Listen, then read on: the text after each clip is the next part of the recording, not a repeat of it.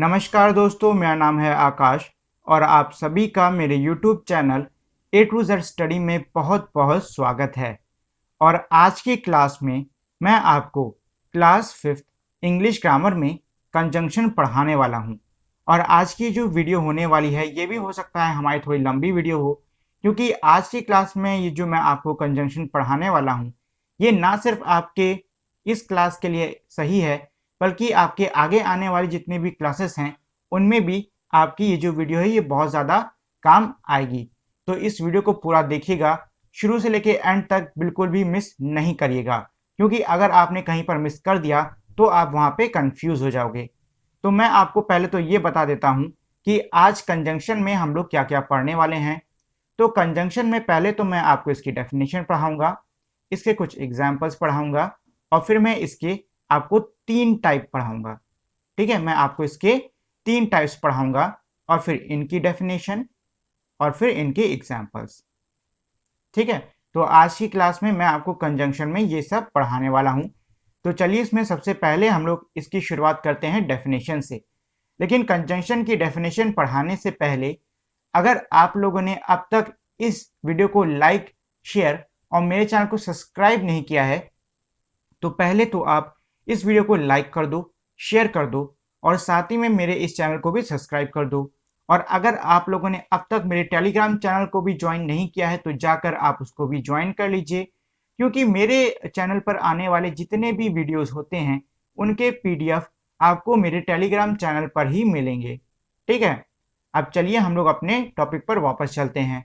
Conjunction, a word that is used for joining other word, phrases, यहाँ पे आप लोग क्लॉज भी लिख लीजिए। ठीक है, क्लॉजेस और सेंटेंस, मतलब ये है कि कंजंक्शन हमारे ऐसे वर्ड यानी कि ऐसे शब्द होते हैं जो कि दूसरे शब्दों को जोड़ने में काम आते हैं, फ्रेजेस को जोड़ने में काम आते हैं, क्लॉजेस को जोड़ने में काम आते हैं और सेंटेंसेस को जोड़ने में काम आते हैं।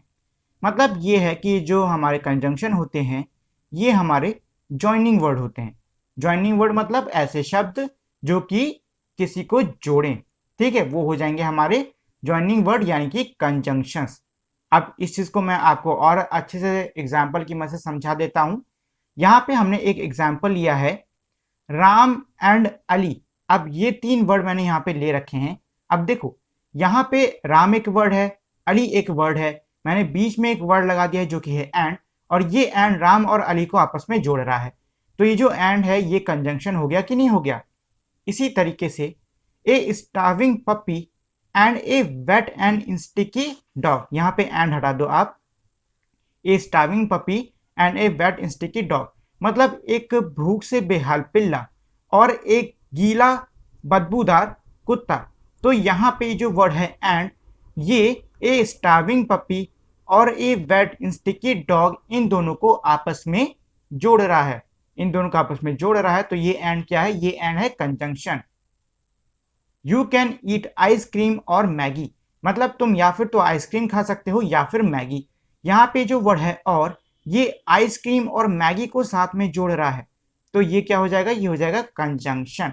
ठीक है, मतलब ये है कि कंजंक्शन हमारे वो वर्ड्स होते हैं जो कि किन्हीं अलग शब्दों को, किन्हीं क्लॉजेस को, फ्रेजेस को, सेंटेंसेस को आपस में जोड़ने का काम करें। मतलब कंजंक्शन हमारे जॉइनिंग वर्ड्स होते हैं, और ये मैंने इन सब के एग्जाम्पल आपको बता दिए।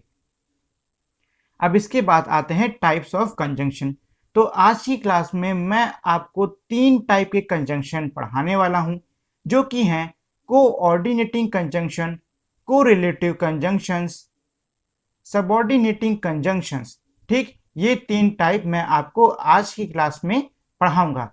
तो इसमें सबसे पहले हम लोग शुरुआत करते हैं कोऑर्डिनेटिंग कंजंक्शन से। Coordinating conjunction, a coordinating conjunction is a word that joins two elements of equal grammatical rank।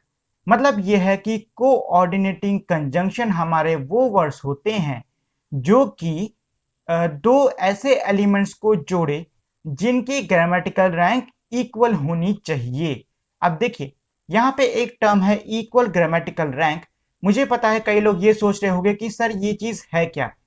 तो देखो, कोऑर्डिनेटिंग कंजंक्शन हमारे वो कंजंक्शन कहलाएंगे जो कि नाउन को नाउन से जोड़ें, प्रोनाउन को प्रोनाउन से जोड़ें, ठीक है, वर्ब को वर्ब से जोड़ें, एडजेक्टिव को एडजेक्टिव से जोड़ें, एडवर्ब को एडवर्ब को जोड़ें।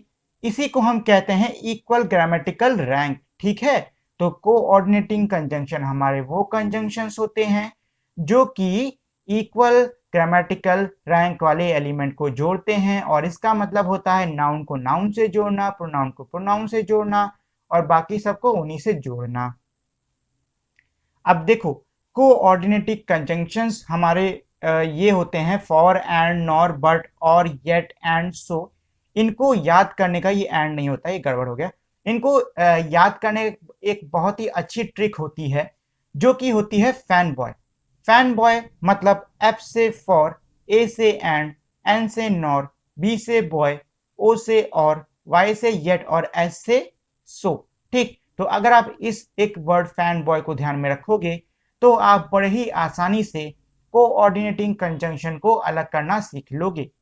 जैसे कि इसी ट्रिक के हिसाब से चलो हम ये आगे थोड़ा सा समझते हैं। आई, ये आई विल होता है इसका मतलब, ठीक है। I will have a ice cream and A chocolate. अब यहाँ पे जो वर्ड है एंड, ये आइसक्रीम और चॉकलेट को साथ में जोड़ रहा है। तो पहली चीज तो ये हो गया कंजंक्शन, और दूसरी चीज ये है कि भाई ये भी नाउन, ये भी नाउन, तो ये क्या हो जाएगा, कोऑर्डिनेटिंग कंजंक्शन।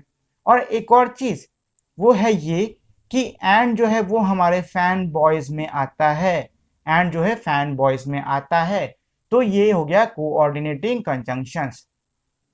ऐसे ही I am a vegetarian so I don't eat any meat. अब यहाँ पे जो वर्ड है सो, ये आई एम ए वेजिटेरियन को I don't eat any meat से जोड़ रहा है, ठीक। ये सेंटेंसेस को आपस में जोड़ रहा है, और ये जो सो है ना, ये हमारा फैन बॉयज वाली ट्रिक में आता है, तो ये हो जाएगा कोऑर्डिनेटिंग कंजंक्शन।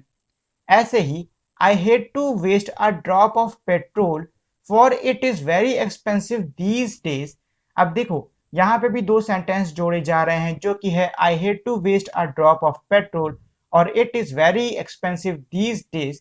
इसमें जो वर्ड है फॉर, ये इन दोनों ही सेंटेंसेस को आपस में जोड़ रहा है, तो ये तो पहली चीज हो गया कंजंक्शन। और ये जो फॉर है ये हमारे फैन बॉय वाली ट्रिक में बैठ रहा है, तो ये हो जाएगा कोऑर्डिनेटिंग कंजंक्शन। और साथ ही में आपको इन दोनों के ग्रामेटिकल एलिमेंट को देखना है, वो भी सेम है, तो इस तरीके से भी हो गया ये हमारा कोऑर्डिनेटिंग कंजंक्शन।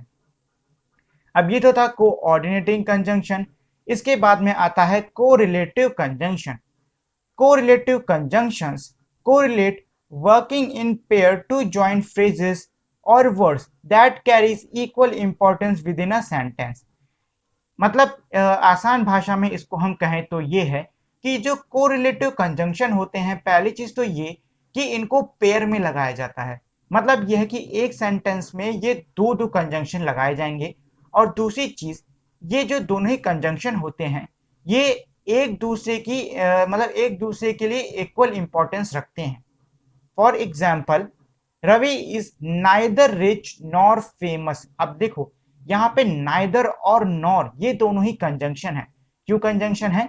क्योंकि ये जो फ्रेज है ना रवि इज, इसको रिच नॉर फेमस से जोड़ रहा है, और ये जो नॉर वर्ड है ये हमें बाकी जो सेंटेंस का हिस्सा है इससे जोड़ रहा है, ठीक। तो यहाँ पे नाइदर भी कंजंक्शन है, नॉर भी कंजंक्शन है, और क्योंकि एक ही सेंटेंस में दो दो कंजंक्शन यूज है, तो ये हमारा हो जाएगा कोरिलेटिव कंजंक्शन। ऐसे he is both polite and kind. मतलब वो पोलाइट यानी कि बहुत ही एक तरीके से कह सकते हो इज्जत देता है सबको, और बहुत ही दयावान भी है। तो यहाँ पे यूज किया गया he is both polite and kind. अब यहाँ पे जो बोथ वर्ड है ये भी कंजंक्शन है, एंड वर्ड है ये भी कंजंक्शन है। पोलाइट और काइंड के बीच का कंजंक्शन एंड, और he is polite and kind के बीच का कंजंक्शन बोथ, दोनों ही है, दोनों की इंपॉर्टेंस भी है, तो ये हो जाएंगे कोरिलेटिव कंजंक्शन। ऐसे ही not sooner had I put my umbrella away then it started raining. मतलब नो सूनर, मतलब मैंने अपना जो छतरी है उसको हटाया ही था कि बारिश शुरू होनी, मतलब बारिश होना शुरू हो गई। मतलब ये है कि इसमें कह रहा है कि मैंने जैसे ही अपनी छतरी हटाई, बारिश जो है होना शुरू हो गई। तो इस सेंटेंस में दो हमारे कंजंक्शन है, जो कि है नो सूनर और देन। अब देखो, कई लोग जब इस एग्जाम्पल को देखेंगे तो ये लोग कहेंगे कि सर नो सूनर तो हमारा पहले आ रहा है, तो हम कैसे पता लगाएंगे कि ये जो वर्ड है ये हमारा कंजंक्शन की तरह काम कर रहा है या नहीं कर रहा है।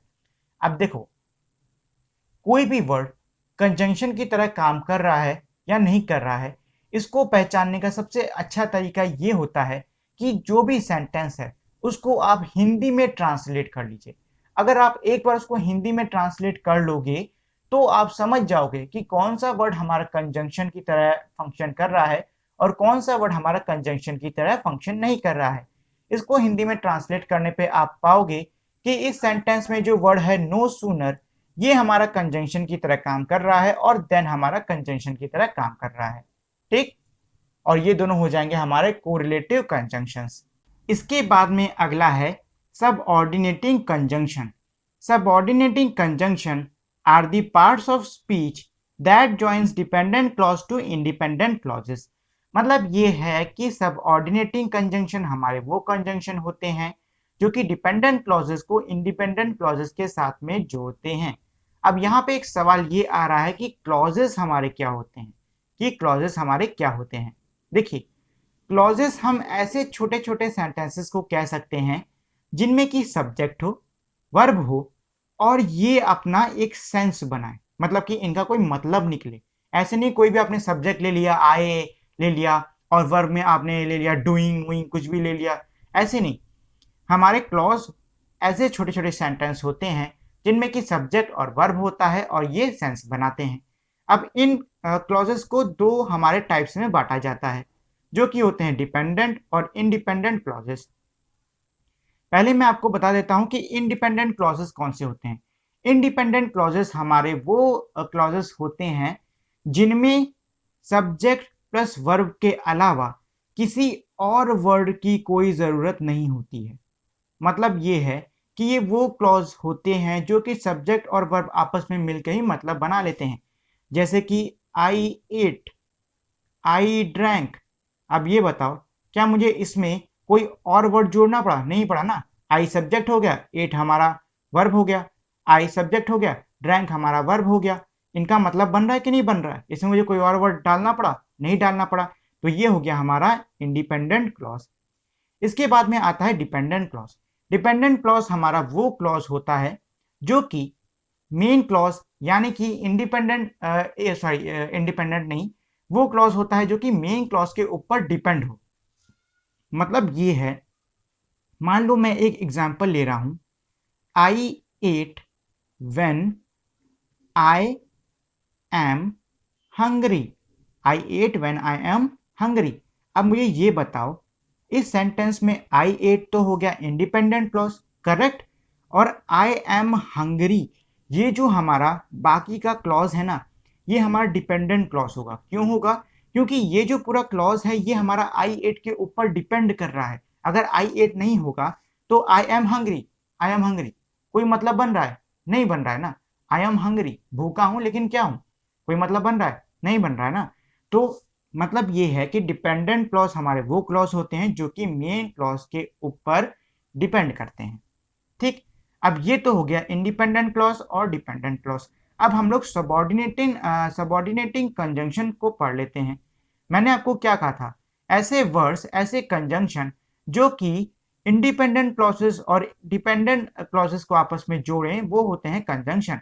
और ये जो मैंने आपको एग्जांपल दिया है, इसमें ये बताओ, ये जो व्हेन वर्ड है, ये जो व्हेन वर्ड है, क्या ये आई एट और आई एम हंगरी को आपस में जोड़ रहा है कि नहीं जोड़ रहा है? जोड़ रहा है ना। तो ये हो जाएगा हमारा सबऑर्डिनेटिंग कंजंक्शन। फॉर एग्जाम्पल, यानी कि उदाहरण के लिए, I paid Larry whose garden design work is top notch. मतलब ये है कि मैंने लैरी को पैसे दिए जिसका कि गार्डन का डिजाइन करने का काम सबसे बढ़िया है। तो इस सेंटेंस में आई पेड है हमारा इंडिपेंडेंट क्लॉज, ठीक, और यहाँ पे garden design is top notch है हमारा डिपेंडेंट क्लॉज, और इनको आपस में जोड़ने वाला वर्ड है हुज, तो ये हो जाएगा सबऑर्डिनेटिंग कंजंक्शन। इसी तरीके से सारा begins to sneeze whenever she opens the window to get a breath of fresh air। मतलब ये है कि सारा जैसे ही खिड़की खुलती है ठंडी हवा की सांस लेने के लिए वो छींकना शुरू कर देती है। तो इस सेंटेंस में सारा बिगन टू स्नीज या फिर इसको आप कहो तो बिगन टू स्नीज, ये हमारा एक हिस्सा हो गया। She opens the window to get a breath of fresh air, ये हमारा एक क्लॉज हो गया। और इन दोनों को आपस में कौन सा वर्ड जोड़ रहा है, वो है व्हेन एवर, तो ये हो गया सबऑर्डिनेटिंग कंजंक्शन। ठीक, ऐसे ही when the door bell rang my dog skitter barked loudly. अब देखो इस वाले सेंटेंस को अच्छे से समझने के लिए आपको इसको हिंदी में ट्रांसलेट करना पड़ेगा। हिंदी में ट्रांसलेट पे इसका मतलब ये है कि घर की जो घंटी है जब वो बजती है तो मेरा कुत्ता भौंकने लग जाता है। तो इस सेंटेंस में जो वर्ड है जब, ये घर की घंटी और कुत्ते के भौंकने को आपस में जोड़ रहा है। और इंग्लिश में जो जब है ये होगा व्हेन, ये होगा व्हेन। तो हमें पता चल गया भैया कंजंक्शन है when. The door bell rang, ये हमारा एक क्लॉज है। माई डॉग स्किटर बार्क्ड लाउडली, ये हमारा दूसरा क्लॉज है। तो ये हो गया सब ऑर्डिनेटिंग क्लॉज। ठीक है, तो ये तो था हमारा पूरा का पूरा कंजंक्शन। तो आज के लिए इतना ही। और अगर आप लोगों ने अब तक मेरी इस वीडियो को लाइक, शेयर और मेरे चैनल को सब्सक्राइब नहीं किया है तो इस वीडियो को लाइक कर दें, शेयर कर दें और साथ ही मेरे चैनल को सब्सक्राइब कर दें। तो इसी के साथ में हमारी आज की वीडियो यहीं पे खत्म होती है। मिलते हैं हम लोग अपनी अगली वीडियो में, तब तक के लिए नमस्कार।